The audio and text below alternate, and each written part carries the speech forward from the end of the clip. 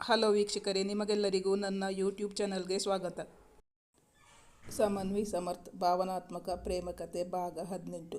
ಅವರು ಇನ್ನು 15 ದಿನದೊಳಗೆ ಮದುವೆ ಆಗಬೇಕು ಅಂತ ಒತ್ತಡ ಹಾಕ್ತಿದ್ದಾರೆ. ನೀನೇನು ಯೋಚನೆ ಮಾಡಬೇಡ, I am always with you. ನಿನ್ನ ಜೀವನ ಹಾಳಾಗೋದಕ್ಕೆ ನಾನು ಖಂಡಿತ ಬಿಡಲ್ಲ. ಆ ಕೈಗಳನ್ನು ಹಾಗೆ ತನ್ನ ತುಟಿಯತ್ತ ಕೊಂಡೊಯ್ದ. ಅವನಿಲ್ಲಿ ಬಂದಿದ್ದು ಅವಳಿಗೆ ನೂರಾನೇ ಬಲ ಬಂದಂತಾಗಿತ್ತು. ಇಲ್ಲಿಯವರೆಗೆ ಸುಮಿತ್ರಾ ಅವಳನ್ನು ಕೇಳದೆ ಮದುವೆಗೆ ಒಪ್ಪುತ್ತಾರೆ. ಸಮರ್ಥ್ಗೆ ಕೊಬ್ಬರಿ ಮಿಠಾಯಿಯನ್ನು ಕೊಟ್ಟು ಮಗಳ ಮದುವೆ ನಿಶ್ಚಯವಾಗಿರುವ ವಿಷಯವನ್ನು ತಿಳಿಸಿದರು. ಮುಂದುವರಿದ ಭಾಗ. ಸಮನ್ವಿ ಎಲ್ಲಿದ್ದಾಳೆ ಆಂಟಿ? ಕೇಳಿದ ಸಮರ್ಥ್. ಇಂದವಳು ನಿದ್ದೆ ಮಾಡಿದ್ದರೂ ಎಬ್ಬಿಸಿ ಕೆಲಸ ಮಾಡಿಸುತ್ತೇನೆ ಎಂಬಷ್ಟು ಸಿಟ್ಟಿನಿಂದ ಬಂದಿದ್ದ ಸಮರ್ಥ್. ಅವರು ರೂಮಿನತ್ತ ಕೈ ತೋರಿಸಿದರು. ರೂಮ್ ಬಾಗಿಲು ಹಾಕಿತ್ತು. ಸುಮಿತ್ರಾ ಅವರು ಎಷ್ಟು ಕರೆದರೂ ಸಮನ್ವಿ ರೂಮಿನ ಬಾಗಿಲು ತೆರೆಯಲಿಲ್ಲ. ಅವಳು ರೂಮಿನಲ್ಲಿ ಅಳುತ್ತಾ ಮಲಗಿದ್ದಳು. ಅವಳಿಗೆ ಸಮರ್ಥ್ ಬಂದ ವಿಷಯ ಗೊತ್ತಾಗಲಿಲ್ಲ. ಸಂಜೆ ಸಮನ್ವಿ ಬಂದಾಗ ಅವಳಿಗೆ ಕೊಬ್ಬರಿ ಮಿಠಾಯಿ ಕೊಟ್ಟಿದ್ದಷ್ಟೇ. ಆಮೇಲೆ ಅವಳ ಮದುವೆಯ ಬಗ್ಗೆ ಚರ್ಚೆ ನಡೆಯುತ್ತಿತ್ತಲ್ಲ. ಅಮ್ಮ ಮಗಳಿಬ್ಬರು ಊಟ ಮಾಡಿರಲಿಲ್ಲ. ಇಬ್ಬರಿಗೂ ಹಸಿವೂ ಇರಲಿಲ್ಲ. ಸಮನ್ವಿ ಆಗಲೇ ರೂಮಿನ ಬಾಗಿಲು ಹಾಕಿಕೊಂಡು ಅರ್ಧ ಗಂಟೆಯ ಮೇಲಾಗಿತ್ತು. ತಾಯಿ ಕರೆದರೆ ರೂಮಿನ ಬಾಗಿಲು ತೆರೆಯುತ್ತಲೇ ಇರಲಿಲ್ಲ. ಸಮರ್ಥ್ಗೆ ಅರ್ಥವಾಗಿತ್ತು, ಸಮನ್ವಿಗೆ ಈ ಸಂಬಂಧ ಇಷ್ಟವಿಲ್ಲ, ಆದ್ದರಿಂದ ಅವಳು ಹೀಗೆ ಮಾಡುತ್ತಿದ್ದಾಳೆ ಎಂದು. ಆದ್ದರಿಂದ ಅವನು ಸುಮಿತ್ರಾ ಅವರನ್ನು ಕೇಳಿದ. ಆಂಟಿ, ಸಮನ್ವಿ ಈ ಮದುವೆಗೆ ಒಪ್ಪಿಕೊಂಡಿದ್ದಾಳಾ? ಒಳ್ಳೆ ಸಂಬಂಧ ಬಂತು ಅಂತ ನಾನು ಅವಳನ್ನು ಕೇಳದೆ ಮದುವೆಗೆ ಒಪ್ಕೊಂಡೆ. ಅದೇ ತೊಂದರೆ ಆಗಿರೋದು. ಈಗ ಅವಳಿಗೆ ಈ ಮದುವೆ ಬೇಡವಂತೆ. ಅಳ್ತಾ ಕೂತಿದ್ದಾಳೆ. ಆಂಟಿ, ನಾನು ನಿಮ್ಮ ಹತ್ರ ಹೇಳುವಷ್ಟು ದೊಡ್ಡವನಲ್ಲ. ಆದರೂ ಒಂದು ಮಾತು ಅವಳನ್ನು ಕೇಳಬೇಕಾಗಿತ್ತು ಅನಿಸುತ್ತೆ. ಎಷ್ಟಾದರೂ ಮುಂದೆ ಆ ಗಂಡಿನ ಜೊತೆ ಅವಳು ಸಂಸಾರ ಮಾಡಿಕೊಂಡು ಇರಬೇಕಾದವಳು ಅಲ್ವಾ? ಇದು ಒಂದೆರಡು ದಿನದ ಪ್ರಶ್ನೆ ಅಲ್ಲ, ಇಡೀ ಜೀವಮಾನದ ಪ್ರಶ್ನೆ ಅಲ್ವಾ? ಮತ್ತೆ ನೀವು ಹುಡುಗನ ಮನೆಗೆ ಹೋಗಿ ನೋಡ್ಕೊಂಡು ಬಂದ್ರಾ? ಸಮನ್ವಿನ ಅಲ್ಲಿ ಕರ್ಕೊಂಡು ಹೋಗಿಲ್ವಾ ಎಂದು ವಿಚಾರಿಸಿಕೊಂಡ. ಸುಮಿತ್ರಾ ಅವರು ಮದುವೆಗೆ ಆತುರಪಡಿಸುತ್ತಿದ್ದರು. ಆದರೆ ಇದನ್ನೆಲ್ಲ ಅವರು ಯೋಚಿಸಿರಲೇ ಇಲ್ಲ. ಈಗ ಅವರಿಗೆ ನೆನಪಾಯಿತು. ಹೌದು, ತಾವು ಹುಡುಗನ ಮನೆಯನ್ನೇ ನೋಡಿಲ್ಲ. ಅವರು ಹೇಳಿದ್ದನ್ನು ನಂಬಿಕೊಂಡು ಕೂತಿದ್ದರು. ಅವರು ಎಲ್ಲದಕ್ಕೂ ವಿಮಲಾ ಅವರನ್ನು ನಂಬುತ್ತಿದ್ದರು. ಅವರು ಹೇಳಿದ್ದನ್ನು ಕೇಳಿಕೊಂಡು ಮದುವೆಗೆ ಮಗಳನ್ನು ಬಲವಂತಪಡಿಸುತ್ತಿದ್ದಾರೆ. ಇಲ್ಲ, ನಾವು ಹುಡುಗನ ಮನೆಗೆ ಹೋಗೇ ಇಲ್ಲ. ಸಮನ್ವಿದು ಊಟ ಆಯ್ತಾ ಆಂಟಿ? ಸಮರ್ಥ್ ಕೇಳಿದ. ಇಲ್ಲ, ಬಂದ ತಕ್ಷಣ ವಿಷಯ ಹೇಳಿದ್ನಲ್ಲ, ಆವಾಗಿಂದ ಅಳ್ತಾ ಕೂತಿದ್ದಾಳೆ. ನಾನು ಕರೆದರೆ ಬಾಗಿಲು ತೆಗಿತಾ ಇಲ್ಲ. ನೀನು ಕರೆದು ನೋಡು. ಅವಳನ್ನು ಚೆನ್ನಾಗಿ ಬೈಯಬೇಕೆಂದು ಬಂದಿದ್ದ.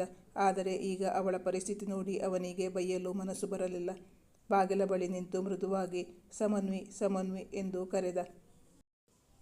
ಒಳಗಿನಿಂದ ಏನೂ ಶಬ್ದ ಕೇಳಲಿಲ್ಲ. ಮತ್ತೆ ಜೋರಾಗಿ 2-3 ಬಾರಿ ಕರೆದ. ಸಮನ್ವಿಯ ಕಣ್ಣೀರಿಂದ ತಲೆದಿಂಬು ಒದ್ದೆಯಾಗಿತ್ತು.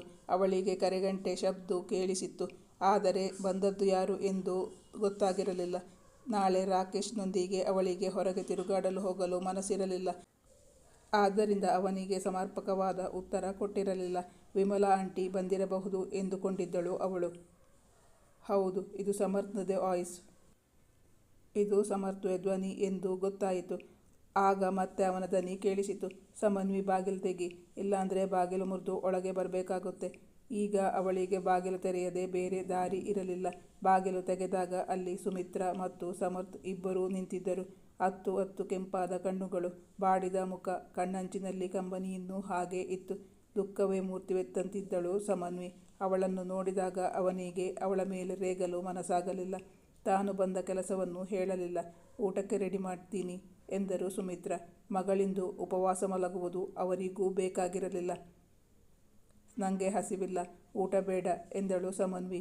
ನೀವು ಊಟಕ್ಕೆ ರೆಡಿ ಮಾಡಿ ಆಂಟಿ. ಒಂದು 5 ನಿಮಿಷ ಸಮನ್ವಿ ಹತ್ರ ಮಾತಾಡಿ ಬರ್ತೀನಿ ಎಂದ. ಈಗ ಹೇಳು, ನಿನ್ನ ಸಮಸ್ಯೆ ಏನು ಅಂತ.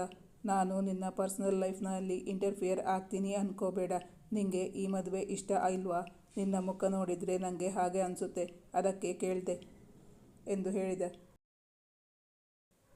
ಅದಕ್ಕವಳು ಬಾಯಿಯಲ್ಲಿ ಉತ್ತರಿಸಲಿಲ್ಲ. ಬದಲಾಗಿ ತಲೆ ಅಡ್ಡಡ್ಡ ಆಡಿಸಿದಳು, ಇಲ್ಲ ಎಂಬಂತೆ. ಅವಳ ಮದುವೆ ನಿಶ್ಚಯಿಸಿದ್ದು ಅವಳ ತಾಯಿ. ಅವನು ಅವರನ್ನು ಏನೂ ಕೇಳುವಂತಿರಲಿಲ್ಲ. ಹೇಳುವಂತಿರಲಿಲ್ಲ. ಸಮನ್ವಿ ಈಗ ಅವನತ್ತ ನೋಟ ಬೀರಿದಳು. ಅವನಿಂದೇನಾದರೂ ಸಹಾಯ ಸಿಗಬಹುದೇ ಎಂಬಂತಿತ್ತು ಅವಳ ನೋಟ. ಮದುವೆಗೆ ಹುಡುಗನ ಕಡೆಯವರು ತುಂಬ ಆತುರಪಡಿಸುತ್ತಿದ್ದಾರೆ ಎಂಬ ವಿಷಯ ಸುಮಿತ್ರಾ ಅವರಿಂದ ತಿಳಿದ ಮೇಲೆ ಅವನಿಗೂ ಸಂಶಯ ಉಂಟಾಗಿತ್ತು. ವಿಮಲಾ ಅವರು ಕೂಡ ಇತ್ತೀಚಿನ ಪರಿಚಯವಷ್ಟೇ. ಸರಿಯಾಗಿ ವಿಚಾರಿಸದೆ ಮದುವೆಗೆ ಒಪ್ಪಿಗೆ ಕೊಟ್ಟಿದ್ದು ಅವನಿಗೂ ಸಮಾಧಾನವಾಗಿರಲಿಲ್ಲ. ಆದರೆ ಅವನಿಗೆ ಅದನ್ನು ಪ್ರಶ್ನಿಸುವ ಹಕ್ಕಿರಲಿಲ್ಲ. ಅವನೀಗ ಸಮನ್ವಿಯ ಪಕ್ಕ ಬಂದು ಕೂತ. ಅವನು ಅವಳ ಕಣ್ಣೀರನ್ನು ತನ್ನ ಕೈಗಳಿಂದ ಒರೆಸಿದ. ಅಷ್ಟು ಸಾಕಾಗಿತ್ತು ಸಮನ್ವಿಗೆ. ಅವಳೀಗ ಅವನೆದೆಗೊರಗಿ ಬಿಕ್ಕತೊಡಗಿದಳು. ಅವನ ಕೈಗಳು ಅವಳ ಬೆನ್ನನ್ನು ನೇವರಿಸುತ್ತಿತ್ತು. ಬಾಯಿಯಿಂದ ಹೇಳಲಾಗದ ಸಾಂತ್ವನ ಆ ಆತ್ಮೀಯ ಸ್ಪರ್ಶದಲ್ಲಿ ಸಿಕ್ಕಂತಾಗಿತ್ತು ಅವಳಿಗೆ. ಈಗಲೂ ಸುಮಿತ್ರಾ ಅವರಿಗೆ ಅದೇ ಸಂಬಂಧವನ್ನು ಮುಂದುವರಿಸಬೇಕೆಂಬ ಆಸೆ ಇದ್ದಂತೆ ಕಂಡಿತ್ತು ಅವನಿಗೆ. ಆಂಟಿ ಯಾಕೆ ನಿನ್ನ ಬಲವಂತ ಮಾಡ್ತಿದ್ದಾರೆ ಈ ವಿಷಯದಲ್ಲಿ ಅಂತ ನನಗೆ ಅರ್ಥ ಆಗ್ತಾ ಇಲ್ಲ. ಬಾಯಿ ಮಾತಲ್ಲಿ ಒಪ್ಪಿಗೆ ಕೊಟ್ಟಿರೋದಷ್ಟೇ ತಾನೇ. ಆಂಟಿ ತಾವು ನಿಸ್ಸಹಾಯಕರು ಅಂದ್ಕೊಂಡು ಅದರಿಂದ ವಿಮಲಾ ಆಂಟಿ ಹೇಳಿದ್ದನ್ನು ಕೇಳ್ತಿದ್ದಾರೆ. ಅವರು ಇನ್ನು 15 ದಿನದೊಳಗೆ ಮದುವೆ ಆಗಬೇಕು ಅಂತ ಒತ್ತಡ ಹಾಕ್ತಿದ್ದಾರೆ ಎಂದು ಹೇಳಿದಳು ಸಮನ್ವಿ. ನೀನೇನು ಯೋಚನೆ ಮಾಡಬೇಡ, ನಾನು ನಿನ್ನ ಜೊತೆ ಇರ್ತೀನಿ. I am always with you. ನಿನ್ನ ಜೀವನ ಹಾಳಾಗೋದಕ್ಕೆ ನಾನು ಖಂಡಿತ ಬಿಡಲ್ಲ. ನೀನು ಅಳ್ತಾ ಕೂತ್ಕೋಬೇಡ. ಮುಂದೆ ಏನು ಮಾಡಬೇಕು ಅಂತ ಯೋಚನೆ ಮಾಡೋಣ. ಅವನು ಅವಳಿಗೆ ಭರವಸೆ ಕೊಡುವಂತೆ ಅವಳ ಕೈಯನ್ನು ತನ್ನ ಕೈಯೊಳಗೆ ತೆಗೆದುಕೊಂಡ. ಆ ಕೈಗಳನ್ನು ಹಾಗೆ ತನ್ನ ತುಟಿಯತ್ತ ಕೊಂಡೊಯ್ದ. ಅವನಿಲ್ಲಿ ಬಂದದ್ದು ಅವಳಿಗೆ ನೂರಾನೆ ಬಲ ಬಂದಂತಾಗಿತ್ತು. ನಿನ್ನತ್ರ ಆವತ್ತೇ ಹೇಳಿದ್ನಲ್ಲ, ನಿನ್ನ ಮದುವೆ ಜವಾಬ್ದಾರಿ ನಂದು ಅಂತ. ಅದು ತಮಾಷೆಗೆ ಹೇಳಿದ್ದಲ್ಲ. ನಿಜವಾಗ್ಲೂ ನೀನು ಒಪ್ಪೋ ಅಂತ ಹುಡುಗನ್ನ ಕರ್ಕೊಂಡು ಬಂದು ನಿನ್ನ ಮುಂದೆ ನಿಲ್ಲಿಸ್ತೀನಿ. ನೀನು ಯಾವ ವಿಚಾರಕ್ಕೂ ತಲೆ ಕೆಡಿಸ್ಕೋಬೇಡ. ಊಟ ಮಾಡಿ ಆರಾಮಾಗಿ ಮಲಗಿ ನಿದ್ದೆ ಮಾಡು. ಈಗ ಅವಳಿಗೆ ನೆನಪಾಯಿತು. ಅವನು ಇಷ್ಟೊತ್ತಿನಲ್ಲಿ ಇಲ್ಲಿಗೇಕೆ ಬಂದ? ಅವನಲ್ಲಿ ವಿಚಾರಿಸಿದಾಗ ಅವನು ಹಾರಿಕೆಯ ಉತ್ತರ ಕೊಟ್ಟ. ಆಗಲೇ ಅವಳು ಫೋನ್ ಆನ್ ಮಾಡಿ ನೋಡಿದಳು. ಅವನಿಂದ ಮಿಸ್ಡ್ ಕಾಲು ಬಂದದ್ದು ಕಂಡಿತು. ಸುಮಿತ್ರಾ ಅವರು ಊಟಕ್ಕೆ ರೆಡಿ ಮಾಡಿದ್ದರು. ಇಬ್ಬರು ಒಟ್ಟಿಗೆ ಕುಳಿತು ಊಟ ಮುಗಿಸಿದರು. ಸಮನ್ವಿಯ ಅವನ ಬಳಿ ರಾಜೀನಾಮೆ ಪತ್ರದ ಬಗ್ಗೆ ಏನೂ ಹೇಳಲಿಲ್ಲ. ನಾಳೆ ಹೋಗಿ ಆಫೀಸ್ನಲ್ಲಿ ಕೊಟ್ಟರಾಯಿತು ಎಂದುಕೊಂಡಳು. ಸಮರ್ಥ ಅವಳಿಗೆ ಧೈರ್ಯ ತುಂಬಿ ಸುಮಿತ್ರಾ ಅವರ ಬಳಿ ಹೇಳಿ ಹೊರಟ. ತನಗೆ ಆ ಕಂಪನಿಯಲ್ಲಿ ಕೆಲಸ ಮಾಡಲಾಗುತ್ತಿಲ್ಲವೆಂದು ರಾಜೀನಾಮೆ ಸಲ್ಲಿಸುತ್ತಿರುವುದಾಗಿಯೂ ತಾಯಿಗೆ ತಿಳಿಸಿ ಸಮರ್ಥ್ನ ಆಫೀಸಿಗೆ ಹೊರಟಳು. ಸುಮಿತ್ರರಿಗೂ ಅವಳು ಕೆಲಸಕ್ಕೆ ರಾಜೀನಾಮೆ ಕೊಡುವುದು ಇಷ್ಟವಿರಲಿಲ್ಲ. ಆ ವಿಷಯ ವಿಮಲಾ ಅವರ ಮೂಲಕ ಹುಡುಗ ರಾಕೇಶ್ನಿಗೆ ತಿಳಿಯಲು ಹೆಚ್ಚು ಸಮಯ ಬೇಕಾಗಿರಲಿಲ್ಲ. ಅಂದು ಸಂಜೆ ತಿರುಗಾಡಲು ಹೋಗೋಣ ಎಂದು ಕರೆ ಮಾಡಿದವನು ಬಂದಿರಲಿಲ್ಲ. ಬದಲಾಗಿ ಕರೆ ಮಾಡಿದ್ದ ಸುಮಿತ್ರಾ ಅವರಿಗೆ. ಆಂಟಿ ನನ್ನ ಒಂದು ಮಾತು ಕೇಳದೆ ಸಮನ್ವಿ ಯಾಕೆ ಕೆಲಸಕ್ಕೆ ರಾಜೀನಾಮೆ ಕೊಟ್ಟಿರೋದು ಎಂದು ವಿಚಾರಿಸಿದ. ಸಮನ್ವಿ ತನ್ನ ರಾಜೀನಾಮೆ ಪತ್ರದೊಂದಿಗೆ ಸಮರ್ಥ್ನ ಆಫೀಸಿಗೆ ಬಂದಿದ್ದಳು. ಆದರೆ ಅವಳನ್ನಲ್ಲಿ ಕಾಣುತ್ತಲೇ ಸಮರ್ಥ್ ಅವಳು ಕೆಲಸ ಮಾಡಲು ಬಂದಿರುವಳೆಂದೇ ತಿಳಿದಿದ್ದ. ಅಂದು ಶನಿವಾರ. ಸಮರ್ಥ್ ಅಲ್ಲದೆ 5-6 ಜನ ನೌಕರರು ಬಂದು ಕೆಲಸ ಮಾಡುತ್ತಿದ್ದರು. ಈಗ ಅವಳಲ್ಲಿ ನಿನ್ನೆ ತಾನು ಹುಡುಕಿಕೊಂಡು ಬಂದ ಕಾರಣವನ್ನು ತಿಳಿಸಿದ. ರಾಜೀನಾಮೆ ಕೊಡುತ್ತೇನೆ ಎಂದು ಬಂದವಳು ಕೆಲಸ ಮಾಡತೊಡಗಿದಳು. ವಿಮಲಾ ಕೂಡ ಇದೇ ಮಾತನ್ನು ಪ್ರಸ್ತಾಪಿಸಿದ್ದರು. ನಾನಿಲ್ಲಿ ಇಷ್ಟು ಹತ್ತಿರ ಇದ್ದೀನಿ. ನನ್ನ ಒಂದು ಮಾತು ಕೇಳದೆ ಯಾಕೆ ಕೆಲಸಕ್ಕೆ ರಾಜೀನಾಮೆ ಕೊಟ್ಟಿದ್ದು? ಆದಷ್ಟು ಬೇಗ ಇನ್ನೊಂದು ಕೆಲಸಕ್ಕೆ ಸೇರ್ಕೋ. ಅಕ್ಕಂಗೆ ಈ ಮದುವೆ ಇಷ್ಟಾನೇ ಇರಲಿಲ್ಲ. ನಾನು ಹುಡುಗಿಗೆ ಒಳ್ಳೆ ಸಂಪಾದನೆ ಇದೆ, ಒಪ್ಕೋ ಅಂತ ಬಲವಂತ ಮಾಡಿದ್ದೀನಿ ಎಂದು ಸೇರಿಸಿದರು. ಈಗ ಸುಮಿತ್ರಾ ಅವರಿಗೆ ಅರ್ಥವಾಯಿತು. ಸಮನ್ವಿ ತಿಂಗಳು ಸಂಪಾದಿಸುತ್ತಾಳೆ. ಅವಳ ಸಂಪಾದನೆಯನ್ನು ನೋಡಿಕೊಂಡು ಅವರು ಮದುವೆಗೆ ಒಪ್ಪಿಕೊಂಡಿರುವುದು. ಸಮರ್ಥ್ ಸಮನ್ವಿಯನ್ನೇನೋ ಸಮಾಧಾನಪಡಿಸಿದ್ದ. ಆದರೆ ಸುಮಿತ್ರಾ ಆಂಟಿಯ ನಿರ್ಧಾರವನ್ನು ಬದಲಾಯಿಸುವುದು ಹೇಗೆ ಎಂದು ಅವನಿಗೂ ಗೊತ್ತಿರಲಿಲ್ಲ. ಸುಮಿತ್ರಾ ಅವರು ಅಂದೊಮ್ಮೆ ಕಾಲ್ ಮಾಡಿದ್ದಾಗ ತಮ್ಮ ದೊಡ್ಡ ಮಗಳಿಗೆ ಹೇಳಿದ್ದರು, ಮಕ್ಕಳಿಗೆ ಶಾಲೆಗೆ ರಜೆ ಸಿಕ್ಕಿದಾಗ ಬೆಂಗಳೂರಿಗೆ ಬನ್ನಿ ಎಂದು. ಮರುದಿನ ಬೆಳಗ್ಗೆ ಸಮನ್ವಿಯ ಅಕ್ಕ, ಬಾವ, ಮಕ್ಕಳು ಬಂದಿಳಿದಿದ್ದರು. ಮಕ್ಕಳಿಗೆ ರಜಾ ಇದ್ದುದರಿಂದ 4 ದಿನ ಬೆಂಗಳೂರಲ್ಲಿ ಇರುವುದಾಗಿ ತಿಳಿಸಿದರು. ಸಮನ್ವಿ ತನಗೆ ರಜೆ ಇಲ್ಲವೆಂದು, ನೀವೆಲ್ಲ ಬೆಂಗಳೂರು ನೋಡಿಕೊಂಡು ಬನ್ನಿ ಎಂದು ಒಂದು ಟ್ಯಾಕ್ಸಿ ಬುಕ್ ಮಾಡಿ ಕೊಟ್ಟಳು. ಅವಳ ಅಕ್ಕ, ಬಾವ, ಮಕ್ಕಳ ಜೊತೆ ಸುಮಿತ್ರಾ ಅವರು ಇಸ್ಕಾನ್ ಟೆಂಪಲ್, ರಾಗಿಗುಡ್ಡ ದೇವಸ್ಥಾನ, Bannerghatta national park, Lalbagh, Cubbon park ಎಲ್ಲ ನೋಡಿ ಬಂದರು. ಅವರಿಗೆ ಸುತ್ತಾಟದಲ್ಲಿ 3 ದಿನ ಕಳೆದಿದ್ದೇ ಗೊತ್ತಾಗಿರಲಿಲ್ಲ. ಬೆಂಗಳೂರಿಗೆ ಬಂದಾಗಿನಿಂದ ತಾಯಿಯನ್ನು ಎಲ್ಲೂ ಹೊರಗೆ ಸುತ್ತಾಡಲು ಕರೆದೊಯ್ಯಲಾಗಿರಲಿಲ್ಲ ಸಮನ್ವಿಗೆ. ಈಗಲಾದರೂ ತಾಯಿ ಬೆಂಗಳೂರಿನ ಸುತ್ತಮುತ್ತ ಎಲ್ಲ ನೋಡುವಂತಾಯಿತಲ್ಲ ಎಂದ ಸಮಾಧಾನ ಪಟ್ಟುಕೊಂಡಳು ಸಮನ್ವಿ. ಸಮನ್ವಿ ತಾನು ಕೆಲಸಕ್ಕೆ ರಾಜೀನಾಮೆ ಕೊಡುತ್ತಿರುವುದಾಗಿ ಹೇಳಿದ್ದರಿಂದ ಹುಡುಗನ ಕಡೆಯವರ ಬಂಡವಾಳ ಹೊರಬಂದಿತ್ತು. ಸುಮಿತ್ರಾ ಅವರಿಗೆ ಊರಿನಿಂದ ದೊಡ್ಡ ಮಗಳ ಸಂಸಾರ ಬಂದಿದ್ದರಿಂದ ವಿಮಲಾ ಅವರೊಂದಿಗೆ ಹೆಚ್ಚಿನ ಸಮಯವನ್ನು ಕಳೆಯಲಾಗಿರಲಿಲ್ಲ. ವಿಮಲಾ ಅವರಿಗೂ ಸಮನ್ವಿಯ ಕೆಲಸದ ವಿಷಯದಲ್ಲಿ ಅಸಮಾಧಾನವಿತ್ತಲ್ಲ. ಅವರು ಬರುವುದನ್ನು ಕಡಿಮೆ ಮಾಡಿದ್ದರು. ಸಮನ್ವಿ ಕೆಲಸಕ್ಕೆ ಹೋಗತೊಡಗಿದ್ದಾಳೆ ಎಂದು ಗೊತ್ತಾದಾಗ ವಿಮಲಾ ಅವರು ಮತ್ತೆ ಬಂದಿದ್ದರು. ಈಗ ಸುಮಿತ್ರಮ್ಮನವರಿಗೂ ವಿಮಲಾ ಅವರ ಬಗ್ಗೆ ಮೊದಲಿನ ಆತ್ಮೀಯತೆ ಇರಲಿಲ್ಲ. ಸಮರ್ಥ್ ಸುಮಿತ್ರಮ್ಮನವರ ಬಳಿಗೆ ಹೋಗಿ ಹೇಳಿದ್ದ, ಸಮನ್ವಿಯ ಮದುವೆ ಜವಾಬ್ದಾರಿ ನನಗೆ ಬಿಟ್ಬಿಡಿ ಆಂಟಿ, ಈ ಬಗ್ಗೆ ನೀವು ಯೋಚನೆ ಮಾಡಬೇಡಿ ಎಂದು. ಇದರಿಂದಾಗಿ ಸುಮಿತ್ರಾ ಅವರು ನಿರಾಳರಾಗಿದ್ದರು.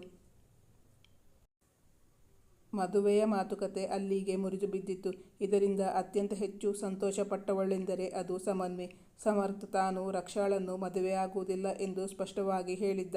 ಆದ್ದರಿಂದ ರಾಜೀವ್ ಅವರು ತಮ್ಮ ಮಗಳಿಗೆ ಬೇರೆ ಸಂಬಂಧವನ್ನು ನೋಡಿದ್ದರು. ಮುಂಬಯಿಯಲ್ಲಿ ಎಂಗೇಜ್ಮೆಂಟ್ ಇದ್ದದ್ದರಿಂದ ಸಮರ್ಥ್ನ ತಂದೆ ಮತ್ತು ತಾಯಿ ಅಲ್ಲಿಗೆ ಹೊರಟಿದ್ದರು. ಅವರನ್ನು ಏರ್ಪೋರ್ಟಿಗೆ ಬಿಟ್ಟು ಬರುವಾಗ ಮಳೆ ಜೋರಾಗಿ ಬರುತ್ತಿತ್ತು. ವಾಚ್ಮನ್ ಎಲ್ಲೂ ಕಾಣಿಸದ್ದರಿಂದ ಗೇಟು ತೆಗೆಯಲು ಅವನೇ ಇಳಿದು ಬರಬೇಕಾಯಿತು. ಕಾರು ಶೆಡ್ನೊಳಗಿಟ್ಟು ಬರುವಾಗ ಪೂರ್ತಿ ಒದ್ದೆಯಾಗಿ ಬಿಟ್ಟಿದ್ದ. ಮರುದಿನದಿಂದಲೇ ಶೀತ, ತಲೆನೋವು ಶುರುವಾಗಿ ಬಿಟ್ಟಿತ್ತು ಅವನಿಗೆ. ಆದರೆ ಅವನು ಆಫೀಸ್ ಕೆಲಸದಲ್ಲಿ ಬಿಸಿಯಾಗಿ ಬಿಟ್ಟಿದ್ದ. ರೆಸ್ಟ್ ಇಲ್ಲದೆ ದುಡಿದಿದ್ದರಿಂದ ಅವನಿಗೆ ಮರುದಿನ ಮೈಕೈ ನೋವು, ತಲೆನೋವು, ಜ್ವರ ಬಂದು ಬಿಟ್ಟಿತ್ತು. ಆದರೂ ಕೆಲಸ ಮಾಡಲೆಂದು ಆಫೀಸಿಗೆ ಬಂದಿದ್ದ. ಕೆಲಸ ಮಾಡಲು ಸಾಧ್ಯವಾಗುತ್ತಿರಲಿಲ್ಲ.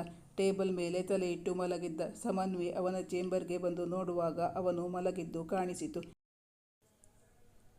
ಅವನಿಂದು ಆಫೀಸ್ನಲ್ಲಿ ಬಂದು ಮಲಗುತ್ತಿರಲಿಲ್ಲ. ಅದನ್ನು ಕಂಡು ಗಾಬರಿಯಾಗಿ ಕೇಳಿದಳು. ಅವನು ತಲೆ ಎತ್ತಿದಾಗ ಕಣ್ಣುಗಳು ಕೆಂಪಾಗಿದ್ದವು, ಮುಖ ಬಳಲಿತ್ತು. ಅವನ ಮುಖ ನೋಡಿದರೆ ಅನಾರೋಗ್ಯ ಎದ್ದು ಕಾಣುತ್ತಿತ್ತು. ಅವನೇನೂ ಉತ್ತರಿಸಲಿಲ್ಲ. ಅವಳನ್ನೇ ನೋಡಿದ. ಅವಳು ಸಮರ್ಥ್ನ ಹಣೆ, ಕತ್ತು ಮುಟ್ಟಿ ನೋಡಿದಳು. ಜ್ವರ ಬರುತ್ತಿದೆ, ತುಂಬ ಬಳಲಿದ್ದಾರೆ ಎನಿಸಿತು. ಹೊರಗಿದ್ದ ಲಿಂಗರಾಜುವನ್ನು ಕರೆದಳು. ಮುಂದಿನ ಸಂಚಿಕೆಯಲ್ಲಿ ಮುಂದುವರಿಯುವುದು.